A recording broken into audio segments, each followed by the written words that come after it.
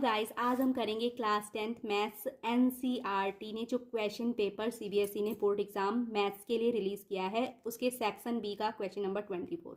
Guys, question number 24 है, find the points on the x axis which is at a distance of √41 units from the point 8 - 5। तो guys, यहाँ पर हमने point कहाँ पर find करना है? एक्स एक्सिस पे। तो जब पॉइंट एक्स एक्सिस पे फाइंड करना था तो उसका वाई कोऑर्डिनेट हमेशा क्या होता है? 0 होता है। तो मैं यहाँ पर पॉइंट को एज्यूम कर लूंगी। फर्स्ट हम राइट करेंगे, let the required point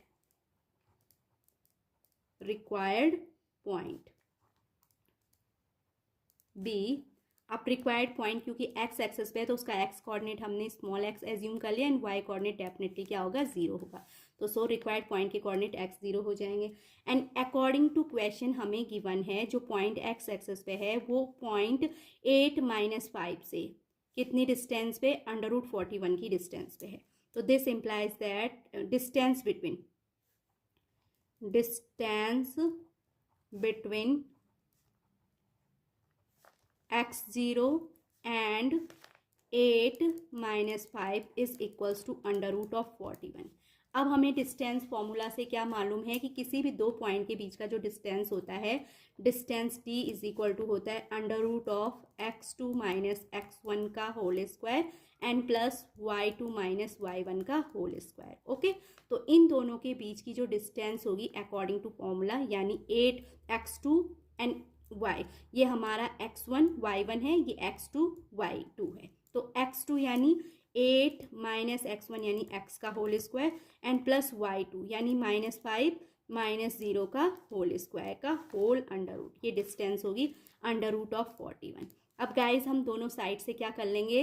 under root से अंडर रूट कैंसिल हो जाएगा, हमारा जो रिमेनिंग रहेगा 8 - x का होल स्क्वायर एंड प्लस -5 - 0 यानी -5 का स्क्वायर इज इक्वल्स टू 41। हम इसको ऐसे राइट कर सकते हैं। यहाँ पर हम a - b का होल स्क्वायर अप्लाई करेंगे तो a - b का जो होल स्क्वायर होता है उसकी वैल्यू होती है a² + b² - 2ab। ये फॉर्मूला हम यहाँ पर क्या करेंगे? अप्लाई करेंगे। तो a यानी 8 का स्क्वायर 64 प्लस b यानी x का square x² and -2 times 8 into x and plus करके -5 का स्क्वायर 25 होगा इक्वल्स टू 41। ओके, देन ये आ जाएगा हमारा, इसकी वैल्यू आएगी, मैं इसको राइट कर सकती हूँ। पहले मैं x² राइट करूँगी, -8 = 16x and plus 25 and plus 64। तो अब हम इसको प्लस करके चेक करें तो 4 + 5 9 होता है एंड 6 + 2 8 होता है इज इक्वल्स टू 41। अब इसको हम राइट करेंगे x² - 16x + 89 and right hand side में जो ये प्लस 41 है इसका ट्रांसफर लेफ्ट हैंड साइड में करेंगे तो -41 इज इक्वल्स टू 0। तो ये आएगा सॉल्व करने पे x² - 16x, 9 - 1 is 8 and 8 - 4 is 4 यानी प्लस 48 इज इक्वल्स टू 0। अब a इंटू, अब ये हमारी क्या हो गई? क्वाड्रेटिक इक्वेशन हो गई। तो क्वाड्रेटिक इक्वेशन को सॉल्व करने के लिए हम इसको क्या करेंगे? स्टैंडर्ड क्वाड्रेटिक इक्वेशन यानी ax² + bx + c से इसका क्या करेंगे? कंपैरिजन करेंगे। तो यहाँ पर a = 1 है, b = 16 है and c is equals to 48 है। अब हमारा प्रोसीजर होता है कि हम a इंटू सी करें यानी वो 48 आएगा। 48 के ऐसे फैक्टर करें कि उन दोनों को सेट करने पे प्लस या माइनस की फॉर्म में सेट करें तो हमें b यानी 16 मिले। तो ये आ जाएगा 12 4 जा होता है 48 एंड 12 + 4 इज 16। ओके, तो मैं इसको राइट करूंगी x², 16 को मैं राइट कर सकती हूँ 12 + 4 whole into x and plus 48 equals to 0। अब हम इसे राइट करेंगे x² - 12x - 4x + 48 is equals to 0।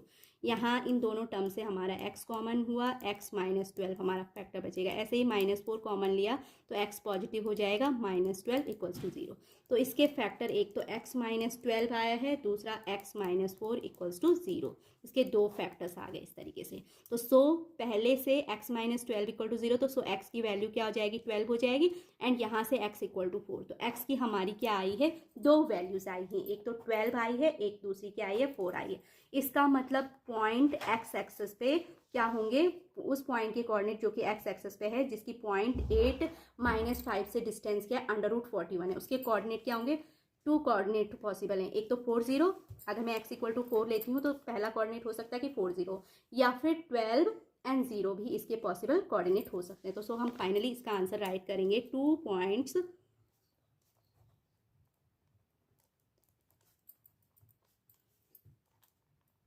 on the x-axis are 4 0 and 12 0। तो गाइज इस तरीके से हम इस क्वेश्चन को क्या करेंगे, सॉल्व करेंगे।